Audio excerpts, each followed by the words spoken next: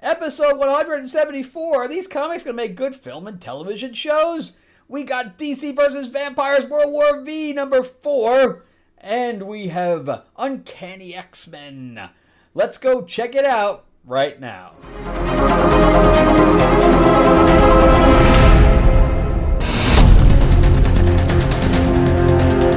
Welcome back to the channel, everyone. Thank you so much for spending time with me as we rant about movies, comic books, and television shows, as well as the occasional board game. My name is Frank Zanca. I'm your host. I am an award-winning screenwriter, novelist, and comic book writer, as well as a filmmaker. And talking about comics, yes, we got in Lords of LA. This is the main cover, number 2. This is my vampire mob set in 1950s Hollywood, and this is issue 1. And issue 2 follows Lena, who is a lounge singer. If you've read issue 1 already, you know that she was turned by one of the dons of LA that were a vampire, and she don't know which one of them turned her. She just had a new baby, and of course now she had to leave them behind, or leave her family behind, because she was afraid she was going to hurt them. And now, 60 years later, she has returned with a whole power set to take them both on.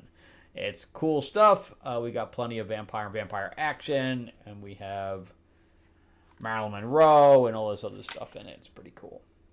Yep. Anyway, if you'd like a copy, let me know in the comments section, and I will reply back to you. Plus, if you are a fan of pulp books, you might have heard of Timothy Zahn. He's the one who created Thrawn for the Star Wars saga. And he and Kevin J. Anderson and Brandon Easton, among others, have now banded together to create a Green Hornet anthology series that we're going to be doing, or an anthology book that is going to be amazing. And you can check out the description link below to get, it'll show you all it has like a little video, and it has all of the writers listed, as well as Matt Wagner for the cover art. He did Batman and Grendel and a bunch of other stuff, Mage. Anyway, he did the cover art for the book. But anyway, description below will have the link to the Kickstarter. You can just sign up, because we're not going to launch until the beginning of the year, but it'll notify you when we launch. All right, so let's jump into DC vs. Vampires World War V. So this is the follow-up to the previous DC vs. Vampires. And Damian is a vampire, Wonder Woman is a vampire, and Batman is dead. So Batman shows up to save Damian, but we don't know who it is at this point. Plus, Mr. Miracle has a baby, but he's also a vampire. And for some reason, the baby is being hunted, but we have no idea why. But anyway, Damian ends up killing, or so we thought, the queen of the vampires, which is Barbara Gordon, Batgirl. And that's about all we know at this point. And it's a little bit all over the place, where they're just trying to shove characters in at this during this thing, because we're on issue 4 of 6, and I'm not really seeing any stakes at this point. There's no real connection between the characters at all. Damian is the only one, and Alfred, during the last issue, ended up getting a Green Lantern ring to fight Wonder Woman with, and ended up winning. So I thought that fight was really good. But now again, there really isn't any stakes. So anyway, we start out with Mr. Miracle, who is just going to this house in the middle of nowhere with the baby. How he got there, that's a long walk with, no blood, no nothing to get there, and what happens when the sun comes out. I guess the sun is out, he can walk around the sun, I don't know. It's very strange. But anyway, so he ends up going in there, and he sees Batman, and he's like, "Oh, Batman, it's me!" And he's like, "Yeah, I have no idea who you are." And then they have a little conversation. But anyway, Damian shows up, and he goes, "Oh, I remember him." And realizes Damian's a vampire, too. But then we switch back over to the vampire. I guess these is the main group that has a Grodd there. And this person comes in, and apparently she has some kind of magic or something to that effect, because, to walk right past Grodd is something of a, of an achievement. So she walks in, and that's where we find out that Barbara Gordon is not dead. She's just burnt to a crisp. And she says, I can help you, but I want the child. And this is where we find out that the baby is what everybody's after. But now by issue 4, we still don't know. That's the whole stakes, is the child. But we're only getting told that the child's important now in issue 4. And this is by Matthew Rosenberg. So I wouldn't say the writing is great if you're just telling us now. Then we have this, I don't even know who that person is in the robe, but we find John Constantine because he needs help.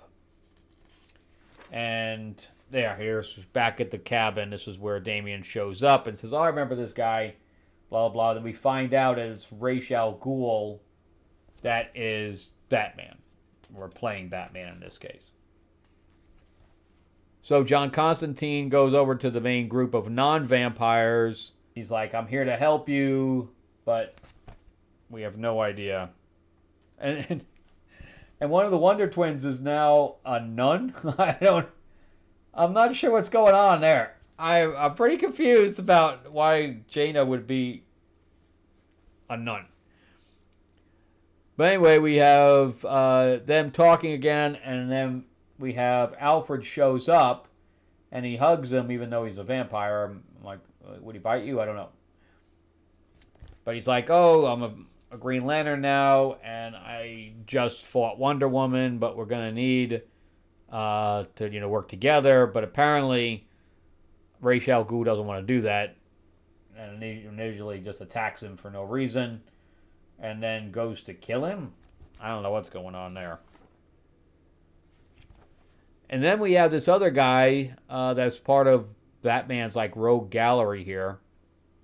And he goes to kill the baby, or take the baby, but Mr. Miracle kind of just disappears. So that doesn't work very well. Then he gets caught anyway by, I don't know what's going on there, but that's... See, the Power Girl and Black Adam, and I thought that was supposed to be Black Adam, but it looks like Shazam, and Raven are now surrounding him. So it's kind of all over the place, as you can tell. So he meets up with Green Arrow, that's the head of the Resistance, along with Black Canary. And I guess Green Arrow's going to shoot him or whatever. I don't know. But it is kind of all over the place. And then we get this backup story of Black Lightning that nobody cares about. So it's okay. It's kind of going off the rails a little bit here. Because, I mean, we needed substance to it. So at least this issue gives us a little substance. But for the most part, it's like... I don't know, it's got 2 issues left. There's no stakes. The characters, you're just shoving characters in for no reason. It's just directionless. It's just rudderless at this point. It's just all over the place.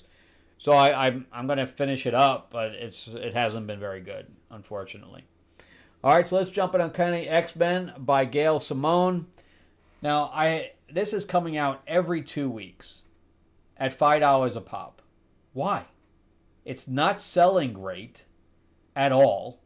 And you're putting it out every 2 weeks so that you can pay your writers and stuff like that so that you can make very little money. I'm very confused by the reasoning behind that decision.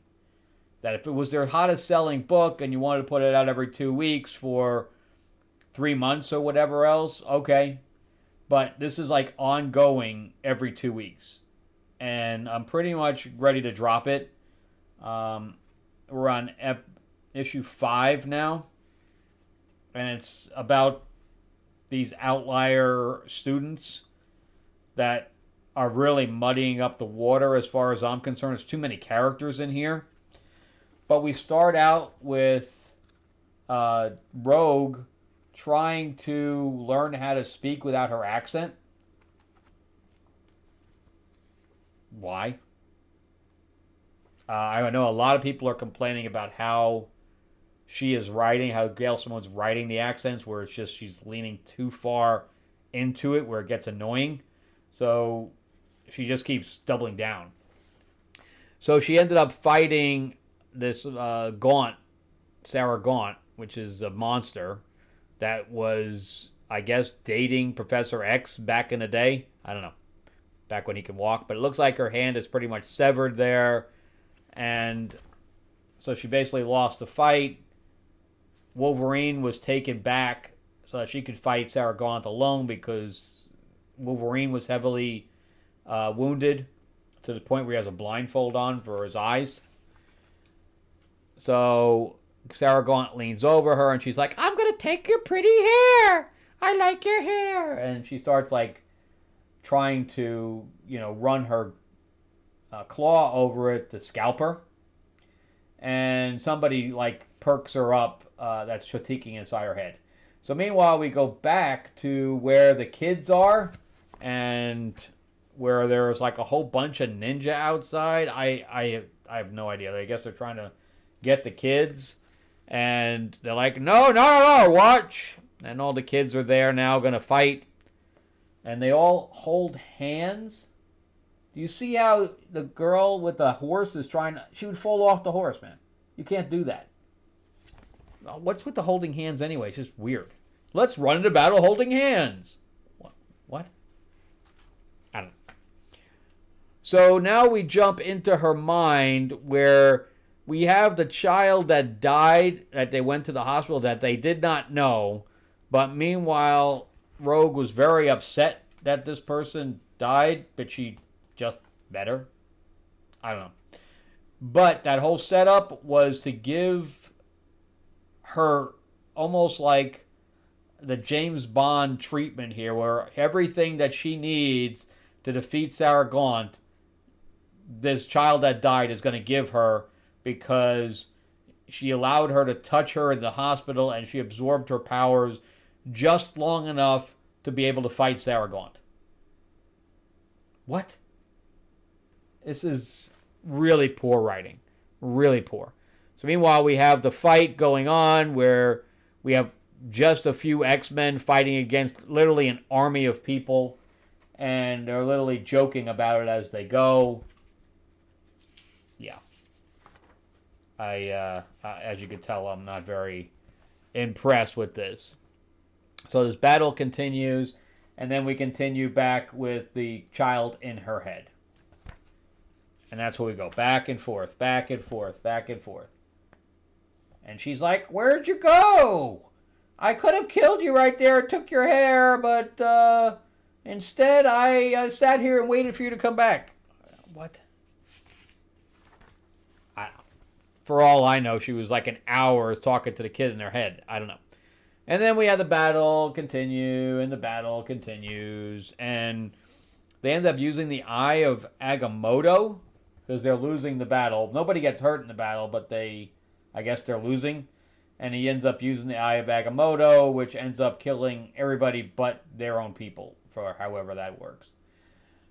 But anyway, so her wrist is back now, her, where it was severed. Just, he's like, I have healing factor too, and now you are healed. What? So you're healed. I give you mental abilities. I give you this, but it's only for this battle, and that's it. Yeah, see, her wrist gets healed, and she's like, I have everything I need, and then she punts her. Where she couldn't beat her at all, now suddenly she has enough strength to literally break her wrists. And then she takes her and brings her back, but I guess that's on the next page. These people say, oh, you can come out now. We killed everybody. Oh, yeah, good for you. All right, great. I feel very safe that you killed an entire army. But anyway, she drops Sarah off at the Grey Malkin thing, and she says, we're going to come back for the Xavier Institute here shortly, so be prepared. And I love magic, and I'm worried about that one too. Anyway, yeah, not very good. I mean, she set up this thing with this kid dying just so she can pay it off, 4 issues later with giving Rogue everything that she needed to destroy the villain. Lazy writing. Lazy. So she had to overcome absolutely nothing. She was just handed everything. Anyway, very bad, and I think I'm going to just get it for like 1 more issue or something like that. Maybe 2, and I think I'm done. Because I'm kind of waiting for the X-Men versus Avengers thing to happen. And I think that's going to be very poor anyway, but whatever. And then, yeah, this is kind of all over the place too. So I kind of have 2 down thumbs on these 2. All right, well, that's it for me. Thank you guys so much for watching. I greatly appreciate it. And just so you know, these 2 are not going to make good movies. All right, the original DC versus Vampires was more interesting than this. He went off the rails here. All right, thank you guys again for watching. Remember to give me a thumbs up. Give me that like if you can. And if you can subscribe, please do. And also, if you'd like to buy me a cup of coffee, whatever else, the link is there as well as the link to the Kickstarter for the preview page for Green Hornet. So definitely check that out. And Kato too. But check out some of my other videos as well, and I will see you on the next episode. Thanks for watching, guys.